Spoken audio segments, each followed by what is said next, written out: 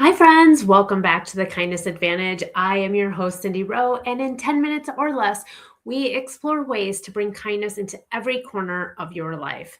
Today's episode was actually inspired by a text conversation I had with a friend this morning.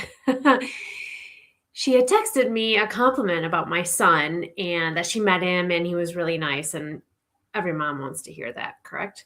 And then we got talking about kindness because she had shared a video that I did on my personal Facebook page about kindness and patriotism. If you tuned in last week, you heard that episode. If you have not, do so. I think we all need that little reminder. But she had shared it on her page, and I just, that meant a lot to me. So I said, thank you. And then she texted back that basically it was like, I really try to live my life by being kind, but it's hard when people don't receive it, appreciate it, or share those same values. And honestly, I think we've all been there. And that's why I wanted to turn it into a podcast episode. I mean, have you ever held a door for someone who walked through without even acknowledging you, or helped somebody that never even said thank you, or given grace to someone who responded with criticism, or basically just offered kindness only to have it ignored? It hurts, but it also raises an important question. Why are we being kind in the first place? Sometimes, without realizing it, we treat kindness like a trade. I'll be kind if you're going to be kind back. I'll help if you appreciate it. I'll encourage you if you acknowledge me. But kindness, it's not a transaction, right? It's not a business deal. It's a reflection of our values. It's about choosing who we want to be, regardless of how someone else chooses to respond. Years ago, I probably would have taken it personally. No, not probably. I would have taken it personally. If someone didn't appreciate my kindness, I'd assume I did something wrong. Or maybe they didn't like me. Or, I don't know, just not even accepting it would hurt me. Now, however, I've learned something different. I've been intentional with my kindness for going on 12 years now. So it's taken a while. If you're new to this practice, be patient with yourself. But people receive kindness through the lens of whatever they're carrying. That could be stress, grief, fear, distraction, pain. Sometimes they're just simply having a bad day. And sometimes they're just not ready to receive it. That doesn't mean your kindness doesn't matter. So there's research behind it. Research from psychologists studying pro-social behavior has found that acts of kindness consistently improve the well-being of the person giving them. That's us. Think about that. The benefits don't depend entirely on how someone responds. Kindness lowers stress, increases positive emotions, strengthens resilience. It activates reward centers in our brain. In other words, kindness changes you first, whether anyone notices or not. And I feel like that is worth everything. Now, I like to think about kindness as like planting seeds.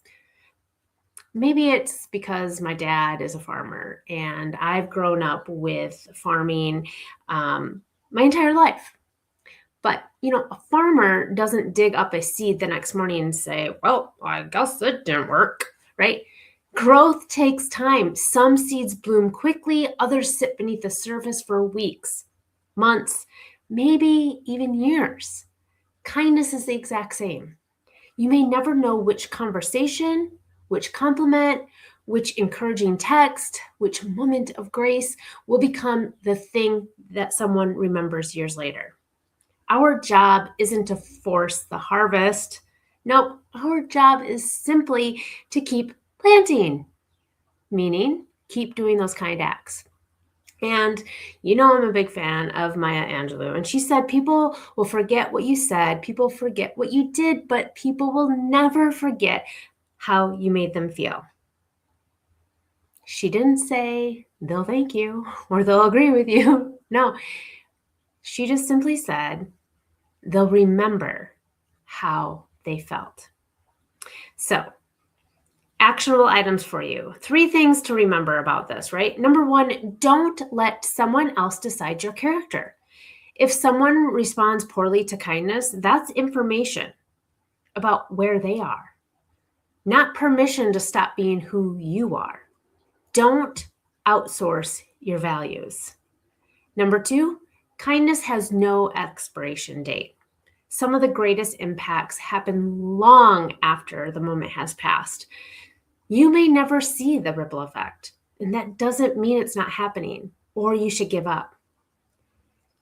And the third is be kind because it's who you are. That is the hardest one, I think. Practice kindness because it aligns with your values, not because it guarantees a certain response. Your kindness is your integrity in action. Imagine if every kind act you do depends on immediate results. How many smiles wouldn't happen? How many encouraging words would go unsaid? How many people would never receive the compassion they desperately needed? But thankfully, kindness isn't measured by applause. It's measured by consistency, like a lot of things. So at the end of the day, we can't control how people respond. You can't make someone grateful. You can't force someone to receive your kindness, but you can decide who you'll be. You can choose patience. You can choose compassion. You can choose generosity, not because someone earned it, but because those choices reflect the person you want to become, the person you are. And I think that's where kindness becomes truly powerful.